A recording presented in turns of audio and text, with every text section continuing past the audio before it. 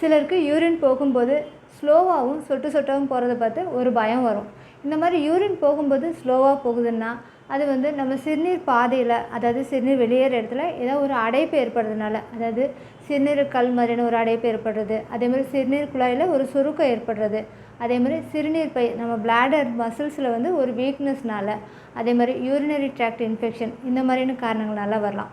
இதுவே வந்து 55 வயசு 60 வயசு இந்த மாதிரி வயசில் இருக்க ஆண்களுக்கு இந்த மாதிரி வருதுன்னா அது வந்து ப்ராஸ்டேட் சுரப்பியில் ஏற்படக்கூடிய ஒரு வீக்கத்தினாலும் இந்த மாதிரி ஆகலாம். ஆண்களுக்கு வயசாகும்போது இந்த ப்ராஸ்டேட் சுரப்பி வீக்கன்றது பொதுவாக ஏற்படக்கூடிய ஒரு பிரச்சனை தான்.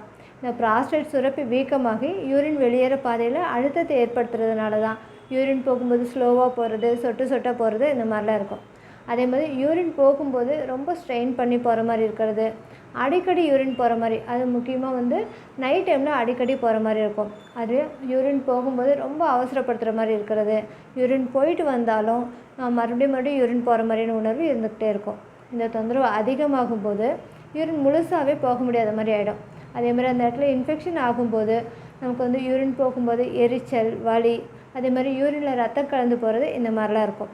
இந்த மாதிரி இருக்கும்போது நம்ம கண்டிப்பாக டாக்டரை கன்சல்ட் பண்ணணும். அதேமாதிரி இந்த ப்ராஸ்டேட் சுரப்பி வீக்கத்துக்கு ஹோமியோபதி மெடிசன்ஸ் மூலமும் நம்ம சிறந்த தீர்வை பெற முடியும்.